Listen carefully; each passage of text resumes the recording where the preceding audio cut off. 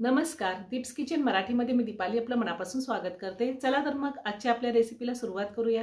आज आपण गव्हाच्या दलियापासून गव्हाची खीर कशी करायची ते पाहूया।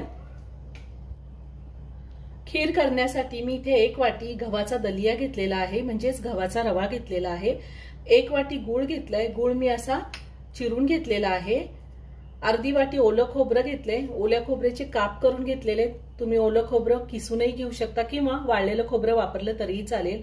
2 चमचे साजूक तूप, थोडे बदामाचे काप, थोडे काजूचे काप, थोडे पिस्त्याचे काप आणि 2 ते 3 चिमूट मी जायफळ घेतलेला आहे, जायफळ पावडर आहे आणि अर्धा चमचा विलायची पावडर घेतलेली। 2 कप आपल्याला दूध लागणार आहे।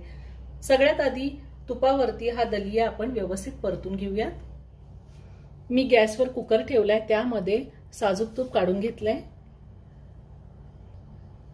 तूप गरम झाले, त्यामध्ये मी गव्हाचा दलिया घालते आणि आपल्याला हा दलिया साधारण 4 ते 5 मिनिटं व्यवस्थित परतून घ्यायचा आहे। गॅसची फ्लेम मी लो टू मीडियम वर ठेवलेली आहे। साधारण 4 ते 5 मिनिटं मी दलिया व्यवस्थित तुपावरती परतून घेतलेला आहे। आता आपल्याला त्यामध्ये खोबऱ्याचे काप घालायचे, त्यातच मी बदामाचे काप घातले, पिस्त्याचे काप घातले, काजूचे काप घातले। 1 मिनिटभर परतून घेऊया।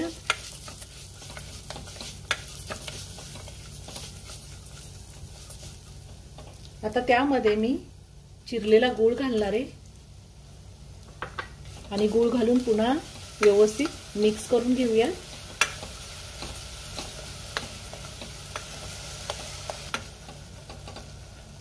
आता विलायची पावडर घालते, जायफळ पावडर घालायची। 1 वाटी दलियासाठी मी 4 वाटी पाणी गरम करून घेतलेले। ज्या वाटीने मी दलिया घेतलाय त्याच वाटीने मी 4 वाटी पाणी गरम करून घेतले आहे।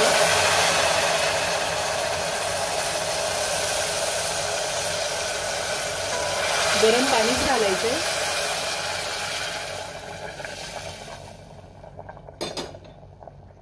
पुन्हा सगळं व्यवस्थित मिक्स करून घेऊया। आता मी कुकरचं झाकण लावून कुकरच्या 3 शिट्ट्या घेणार आहे।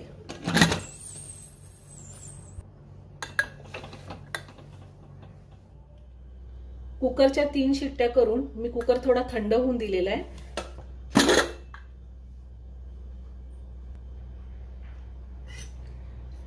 दलिया एकदम व्यवस्थित शिजलेला आहे, एकदम मस्त झालेला आहे।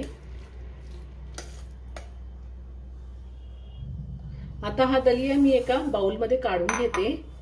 आपल्याला जेवढ्या दलियाची खीर करायची तेवढा दलिया आपण एका बाउल मध्ये काढून घेऊया। मी 2 कप दूध गरम करून घेतलेलं होतं आणि ते दूध आता कोमट आहे। कोमट असतानाच आपल्याला दलियामध्ये दूध घालायचे। आपल्याला फ्रीज मधलं दूध अजिबात घालायचं नाही, कारण आपण गूळ घालून दलिया शिजून घेतलेला आहे। जर गूळ घालून आपण दलिया शिजून घेतला असेल आणि त्यामध्ये जर फ्रीज मधलं थंड दूध आपण घातलं तर दूध फाटण्याची शक्यता असते। आता मी अर्धा दलिया ह्या बाउल मध्ये काढून घेतलेला आहे आणि त्यामध्ये आता यातलं अर्ध दूध मी घालणार आहे।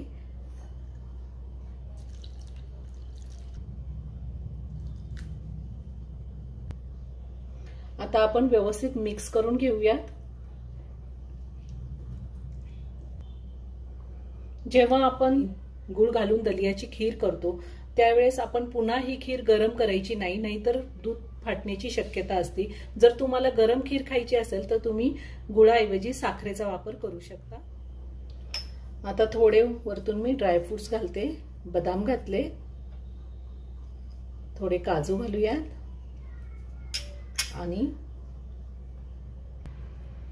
आणि थोडे पिस्त्याचे काप घातले। आपली दलियाची खीर तयार करून झालेली आहे। तुम्ही एकदा नक्की करून पहा। व्हिडिओ जर आवडला तर व्हिडिओला लाईक आणि शेअर करायला विसरू नका। रेसिपी आवडली असेल तर कमेंट करून नक्की कळवा। पुन्हा भेटूया अशाच एका छानशा साध्या आणि सोप्या रेसिपी बरोबर। धन्यवाद।